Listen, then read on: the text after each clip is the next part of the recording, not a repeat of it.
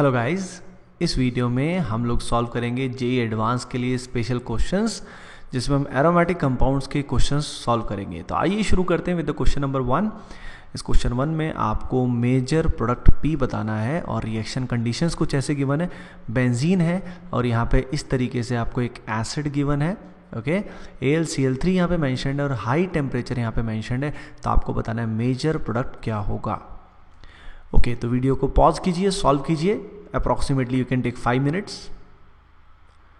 Okay, I hope आपने इसको solve किया होगा। So guys, the correct answer is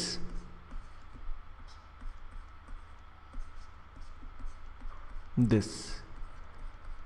ये इसका करेक्ट आंसर है। कैसे इसको करेंगे? देखिए, हाई टेम्परेचर पे सबसे पहले यहां से वाटर रिमूव हो जाएगा। वाटर रिमूव होने के बाद ये इस एसिड का एनहाइड्राइड बन जाएगा। अब ये AlCl3 के साथ कंबाइन करके इलेक्ट्रोफाइल जनरेट करेगा जो बेंजीन रिंग के ऊपर जुड़ेगा, क्योंकि benzene will undergo electrophilic aromatic substitution. तो इसका शॉर्ट ट्रिक आपको आना चाहिए कि जब ऐसे एनहाइड्राइड गिवन है और साथ में AlCl3 है तो आप CO सिंगल बॉन्ड को ब्रेक करेंगे। CO सिंगल बॉन्ड को ब्रेक करने के बाद कार्बन पे आप देंगे प्लस चार्ज और यहाँ पे जो ऑक्सीजन है उसको आप प्रोवाइड करेंगे H। ओके, ये H कहाँ से आया? जब ये बेंजीन पे सब्स्टिट्यूट होगा तो वहाँ से H रिलीज होगा, वो H यहाँ पे आ जाएगा। तो ये जो पॉइंट है जहाँ पे प्लस चार्ज आया, इस पॉइंट को आप किसी भी एक कार्बन से जोड़ देंगे, so you will get the answer. तो ये आपको बहुत अच्छे से आना चाहिए। इस तरह के क्वेश्चन बहुत बार एडवांस में आते हैं। आइए सॉल्व करते हैं क्वेश्चन नंबर 2। क्वेश्चन नंबर 2 में आपको जो कंपाउंड गिवन है, दिस इज एक्चुअली एनिसोल और एनिसोल की रिएक्शन करवा रहे हैं ये जो सक्सिनिक एनहाइड्राइड है इससे। AlCl3 यहाँ मैंशनड है, तो ऊपर वाला ही ट्रिक इसमें आपको लगाना है, पर आपको सोचना है कैसे होगी रिएक्शन। फिर यहाँ पे यूज़ किया गया है ZnHgHCl का। ZnHg का एमलगम लिया है, HCl लिया हुआ है। फिर finally concentrated H3PO4 at high temperature gives P। तो P जो मेजर प्रोडक्ट है वो आपको बताना है। इस कंसेप्ट से भी बहुत बार क्वेश्चन आते हैं। तो पॉज कीजिए, वीडियो को सॉल्व कीजिए। You can take 5 to 10 minute. आइए देखते हैं इसका सोल्यूशन। तो देखिए, सबसे पहले आप डायरेक्टली वही काम करेंगे, यहाँ से CO बॉन्ड को ब्रेक करेंगे जिससे C पे प्लस आएगा, O को आप H देंगे। अब OCH3 ऑर्थो पैरा डायरेक्टिंग है तो आप पैरा पोजीशन पे इसको सब्स्टिट्यूट करेंगे। तो पैरा पोजीशन से इस कार्बन का बॉन्ड बनाइए। ऑर्थो पोजीशन पे पल्कीनेस की वजह से रिपल्शंस बहुत होंगी तो पैरा प्रोडक्ट मेजर बनेगा। इस पॉइंट पे जब इसको सब्स्टिट्यूट करेंगे तो सबसे पहले C डबल बॉन्ड O आएगा, फिर 2 कार्बन्स होंगे, फिर COOH होगा। अब इसके बाद ZnHgHCl जब हम डालेंगे तो ऐसे केस में क्या होगा? C डबल बॉन्ड O का रिडक्शन होगा। C डबल बॉन्ड O यहाँ से गायब हो जाएगा। ओके, अब ये होने के बाद this will get converted to, okay चलो वो तो आपको पता ही है क्या कन्वर्ट हो जाएगा। फिर कॉन्सेंट्रेटेड H3PO4 की प्रेजेंस में, स्ट्रॉन्ग एसिड की प्रेजेंस में इस OH का प्रोटोनेशन हो जाएगा और यहाँ से वाटर निकलेगा। जब यहाँ से वाटर निकलेगा तो यहाँ प्लस आएगा और रिंग फॉर्मेशन हो जाएगा इस पर्टिकुलर पॉइंट से।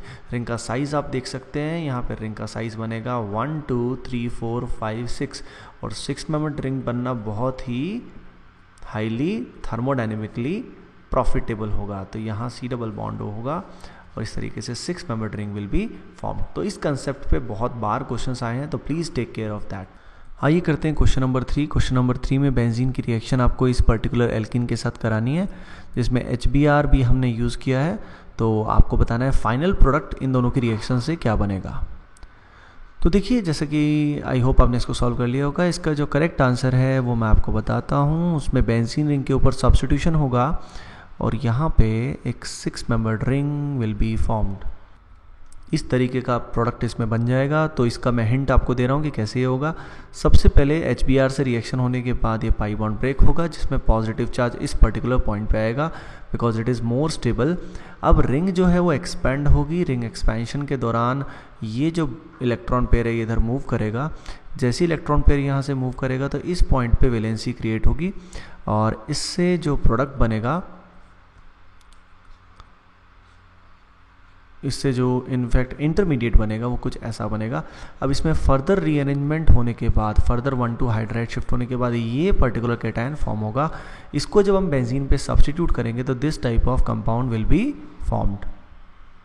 आइए सॉल्व करते हैं क्वेश्चन नंबर 4। क्वेश्चन नंबर 4 में आपको बेंजीन के ऊपर एक फर्स्ट केस में NH2 गिवन है, अगले केस में NO2, फिर मिथाइल, फिर OCOCH3, फिर OH, फिर COCH3, फिर साइनाइड, फिर NH3+, फिर COH।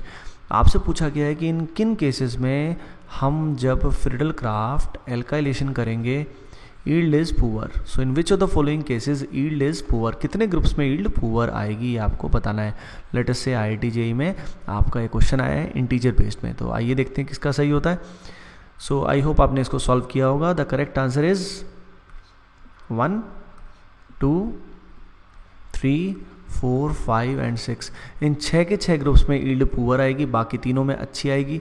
अब इसमें जो सरप्राइजिंग एलिमेंट है वो है NH2, क्योंकि देखिए NH2 जो होता है इन सब केसेस में क्या करता है, लुईस एसिड के साथ रिएक्शन करके, भाई इन रिएक्शन में लुईस एसिड प्रेजेंट होता है, तो रिएक्शन करके N पे प्लस चार्ज आता है, जिससे रिंग क्या हो जाती है, स्ट्रांगली डीएक्टिवेट हो जाती है। तो aniline will give low yield in Friedel Crafts alkylation as well as acylation. जहाँ तक मिथाइल की बात है, ये इलेक्ट्रॉन डोनेटिंग है, ये भी डोनेटिंग है, ये भी डोनेटिंग है, और बाकी सारे ग्रुप्स इलेक्ट्रॉन विड्रॉइंग हैं, तो ये दे गिव लो यील्ड, या फ्रिडल क्राफ्ट रिएक्शन इनफैक्ट ये शो ही नहीं कर पाते, यील्ड क्या शो ही नहीं कर पाएंगे। Okay, so the correct answer is 1, 2, 3, 4, 5 and 6।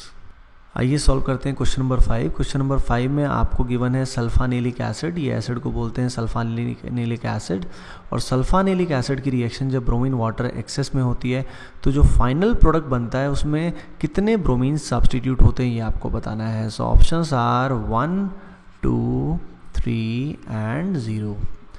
Okay guys, I hope आपने इस क्वेश्चन को सॉल्व करके देखा होगा। So the correct answer is 3। अब ऐसा कैसे हुआ, तो देखिए ब्रोमीन वाटर की प्रेजेंस में, जैसे कि आपको पता है ब्रोमीन वाटर की रिएक्टिविटी बहुत ज़्यादा होती है, क्योंकि ब्रोमीन के साथ जब वाटर होता है तो वाटर क्या करता है, ब्रोमीन की यूनिट को पोलराइज कर देता है। यहाँ पे डेल्टा प्लस है तो यहाँ डेल्टा माइनस है, यहाँ डेल्टा प्लस है, तो वाटर की प्रेजेंस में ब्रोमीन का मॉलिक्यूल पोलराइज होता है, जिस कारण ये ब्रेक आसानी से होता है, और ब्रेक होने के बाद क्या होता है, Br+ जनरेट हो सकता है, और ये यहाँ पे बहुत ईजिली जुड़ सकता है, तो रिएक्टिविटी बहुत ज़्यादा है, और इस प्रोसेस में यहाँ पे SO3H रिमूव हो जाता है in the form of SO3 gas, desulfonation यहाँ हो जाता है, तो ये पोजीशन भी वेकेंट हो जाती है। ओके, इसका डिटेल मैकेनिज्म आप ज़रूर ट्राई करेंगे, अभी मैं आपको सिर्फ आंसर बता रहा हूँ, पर ये जो टॉपिक है बहुत इंपॉर्टेंट है। तो यहाँ पे ट्राई ब्रोमो डेरिवेटिव बनेगा।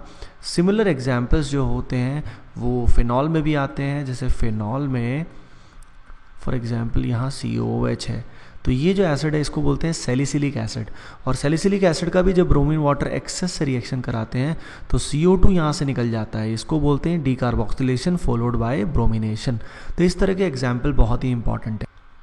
आइए गाइस सॉल्व करते हैं क्वेश्चन नंबर 6। क्वेश्चन नंबर 6 में आपको गिवन है नाइट्रोबेंजीन, और नाइट्रोबेंजीन जो है इसमें सबसे पहले FeHCl से रिएक्शन कराया, फिर नाइट्रस एसिड से, और फिर फिनॉल से रिएक्शन कराया in the basic medium. So the major product P is okay, तो आई होप आपने इसको ट्राई किया होगा। So guys the correct answer is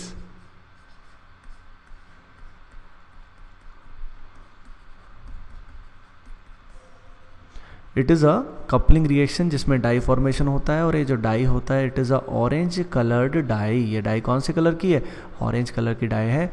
और ये कैसे बनता है, सबसे पहले इसमें रिडक्शन होता है, रिडक्शन होके यहाँ पे N2+ बनता है, ठीक है, सॉरी रिडक्शन होके सबसे पहले NH2 बनता है, NO2 से NH2, फिर इसके बाद नाइट्रस एसिड की प्रेजेंस में हम क्या करते हैं, इसका डाइजोटाइजेशन, जिसमें N2+ बन जाता है।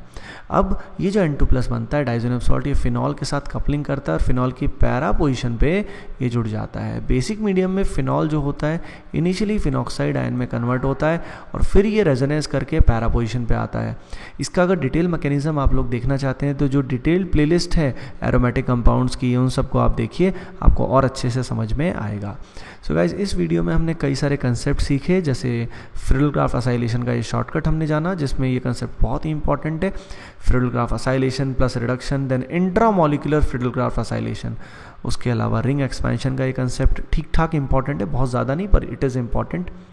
एनिलीन का स्पेशल केस इंपॉर्टेंट है, ब्रोमीन वाटर इंपॉर्टेंट है, उसके अलावा coupling reaction diazotization is also important. तो इस तरह के टेस्ट हम रेगुलरली ATP पे लगातार कंडक्ट करते रहेंगे. Okay, so please follow the videos regularly in order to take the maximum advantage for the JEE advance.